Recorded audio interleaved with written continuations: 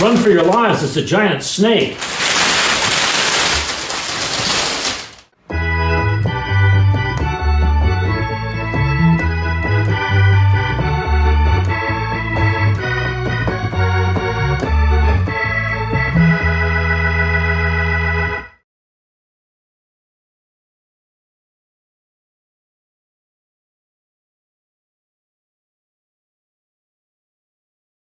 Good afternoon, I'm John O'Flaherty, the B3 burner, and on April the 24th we opened up a box for a keyboard, a Hammond SK Pro.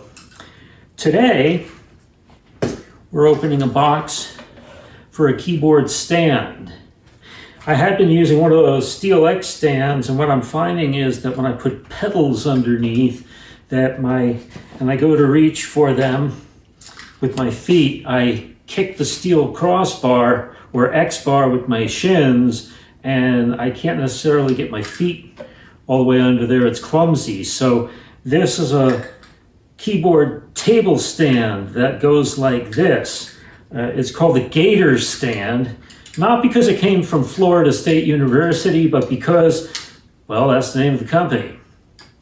And if you'll notice over here, we have an Amazon smile. It's pointed up the right way. If we turned it around, that would be an Amazon frown saying, "Hey man, what's the matter with you? You're opening that box all wrong." So we can't have that. Today's Cinco de Mayo. That's Spanish for sink full of mayonnaise. Let's not delay any further, get this opened up.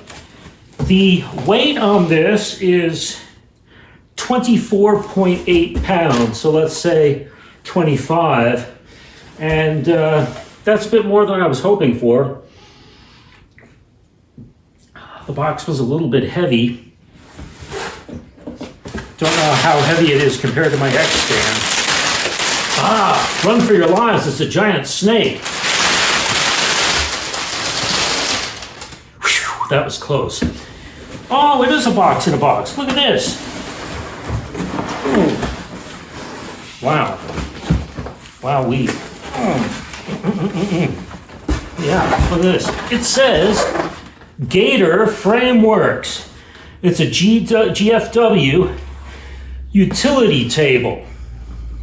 I don't know what GFW stands for, but it's a keyboard table is what it is. Or it could be a DJ table. It could be a mixing board table. It's anything designed to work with keyboards or pro audio gear. Let's get the other box out of the way. Geronimo. I prefer to open both the words. So we'll go over here and down over here. Out of the way. That snake is back at it. Let me turn this the other way so you can see me remove it. And I just dropped about 2 days worth of mail on the ground. Oh my God. This is some serious gear.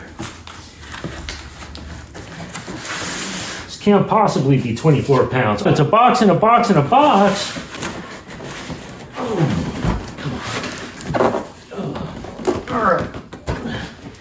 All right, so let's get rid of the other box. Boy, they sure do like their packaging, don't they?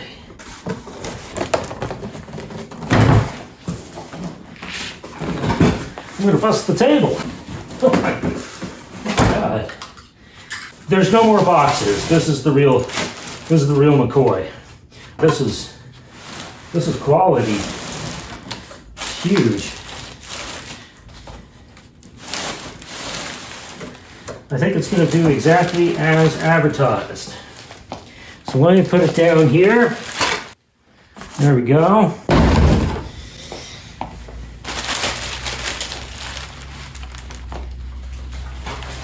Okay. The placemats can stay. After all, it is the kitchen table. They have every right to live here.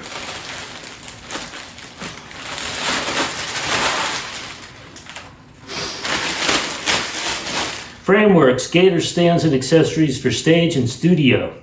So I don't know if it came with instructions on how to set it up. I didn't see the PDF file, the 200-page PDF file on how to set this up. I'm being facetious. Better not need that. Oh, and it locks into place. Ooh. And then I guess you just set the keyboards up here. No, I'm just kidding. Of course you turn it upside down.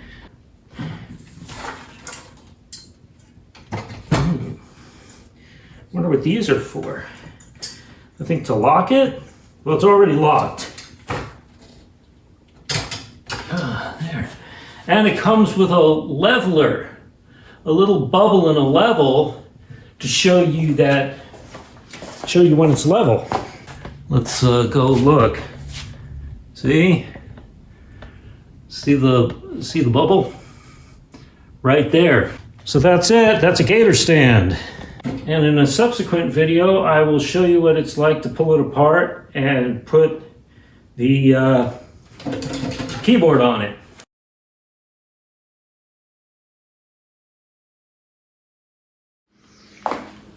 Okay, so the focus now, this is part two. Part two, ooh-ah. The focus is on the table, not on me, so if it cuts off the top of my head or all of my head, that's all right. You don't really want to see me anyway. You want to see the table. Now, like I said, it's got a bubble here that tells you when it's level. It's a leveling bubble. And this is telling me that it's not quite level, but that's okay. My keyboards are never really that level anyway. Now what I need to do is figure out how to raise it. There's two other directions that this can go. This is obviously a little low for playing while standing, though I don't do that so much anymore. So it can be raised vertically, and depending on how wide the footprint is of your piece of equipment, in this case my keyboard's a little longer than this comes out. So you loosen the nuts here, and looky here. Why, that's pretty swank. So I will just kind of assume for now that this is long enough.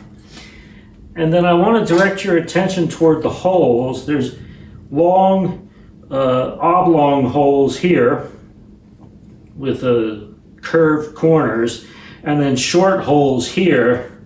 This is probably designed to catch the feet of keyboards. Okay? Assuming that the feet are parallel to each other. And I've run into keyboards where they're not. But I mean, this is really strong. I think I can put my full weight on this. What am I, 207 pounds? Maybe this isn't a good idea. Yeah, very nice. See how far out it can go. So we'll pull it out. Hope it doesn't go, uh-oh. Oh, maybe that's too far out. I hope it has a stop in place. So that appears to be max. And if you look real closely, it's bowing down. So that is not necessarily a good idea, taking it to the max point. I'm gonna play it safe and bring it back in a little bit. There we go. Just a little bit. I will assume, notice that this part has an L shape that extends past the crossbar, whereas this side, the end of this piece here, is flush with the crossbar. You want the part that doesn't have the indentation on your side while you're playing. So I would be on this side and the back of the keyboards here. Now let me show you the legs, the part that lifts up. It's here. Let's see. You see that? It's a squeeze trigger with various holes gives you gradations of height, right? Gradations of height. And you can also, oh, that's one other thing I want to show you. poor thing is getting mutilated and manhandled by me. You can also loosen the legs, the little feet screw out. So let's say you're on an uneven surface and you need to balance it.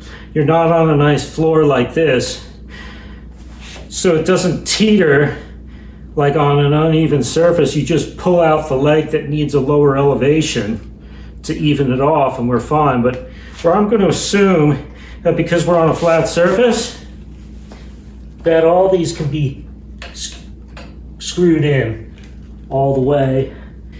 And I still don't know which is the front of this thing. Well, probably where the name is.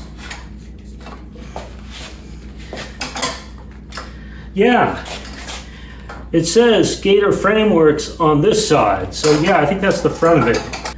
Let's bring it up some.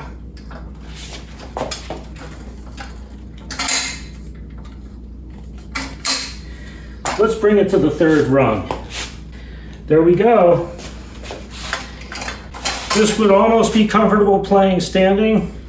I don't have a chair or a bench with me, so I don't know how comfortable it is sitting. The bubble still isn't level, but I'm not too worried about that. Next thing, we'll bring out a keyboard. We'll bring out the SK Pro, and we'll see how it does fitting into this.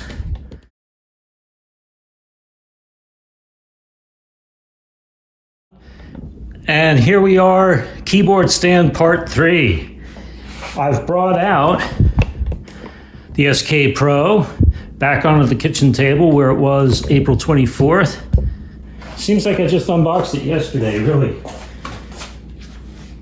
And our holes are here and extend to here. I'm gonna walk the keyboard around and I might, this is trial and error. I'm recording this for the first time. And it looks like it is spread too far. So now I need to kind of measure, have a tape measure. This side, my right side, needs to come in about another 5¼ inches. So that's going to be total guesswork as I take the keyboard off. So I mean, once you set these things, you can get an idea of the fact that you don't want to move it. I think a smarter thing to do would have been to measure the distance between the holes. What did I say I needed to come in? 5¼ It's at 40½, 35½ maybe? Let's go see. As you see, I'm totally winging this. This is not precision by any stretch of the imagination. Oh, it's got to go way in.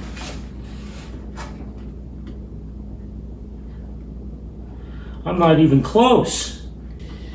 I got to go 4 inches more. Should probably mark it over here. 4 inches. About there. There. That might be it. Well, at least it's not extended out so far that it's sagging in the center. That worried me. We're close. We're real close. Close only counts in horseshoes and hand grenades. Oh my God, I got it. Third try. But there you go. That's it. And the beauty of this versus the X stand is I can put all the pedals I want under there and the X's won't be in the way of my feet. There it is. And you can get an idea from the performer's point of view what it's going to look like. I think it looks a little more professional than being on an X stand. It's not as sturdy as the XK5 stand, but you get an idea that it's in pretty good shape. So with that, let me step back into the frame and say that's the Gator stand. We need the same ends and the same holes. I think I have this end in the inner holes and this end in the outer hole. Even it off so it's symmetrical, and then we'll be in good shape. All right, I'm John O'Flaherty, the B3 burner, and that concludes this unboxing. We'll see you later.